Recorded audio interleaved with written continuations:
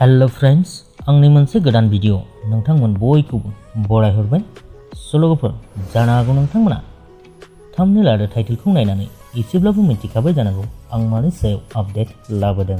लोगोफोर, B-Boysनि फैनो गोनां र' सावथुना मानि थाखाय फैयाखिसै जानो हागौ नोंथांमोना गोबाङानो मोनथिबाय आरो गोबाङानो मोनथियाखै। B-Boys बिथाङा मानि थाखाय गावनि फैनो गोनां र' मुंनि सुंद' सावथुनखौ होखानाय खालार मथै हगारनो हायाखिसै, बेनि गासै बाथ्राफोरखौ मोनथिनो थाखाय नोंथांमोना भिडिअखौ जोबजासिम नायलांदो। लोगोसेनो आंनि चेनेलखौ जुदि नोंथांमोना दासिमबो साबस्क्राइब खालामाखैब्ला अन्नानै साबस्क्राइब खालामनानै लादो। लोगोफोर, गोबाव सान सिगांनिफ्रायनो फैनो गोनां मुंदांखा इउटुबार B-Boysनि र' मुंनि सुंद' सावथुना फैथ'नाय नंलिया।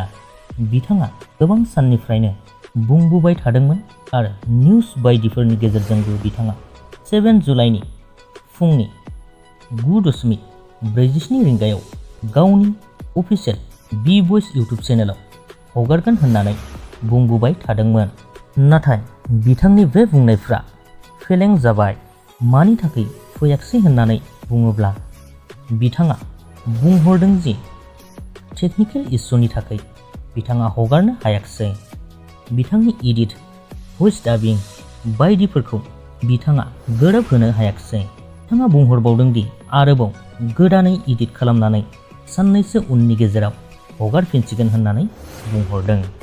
लोगोफोर, बेनिखायनो जों बिथांनि फैनो गोनां र' मुंनि सावथुनखौ साननैसो उननि गेजेरावसो नुनो मोनसिगोन।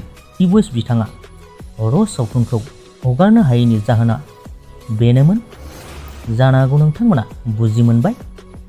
बेजों लोगोसेनो बे भिडिअनि आपडेटखौबो बेखिनियावनो दोनथ'नाय जाबाय। गोजोन्थों।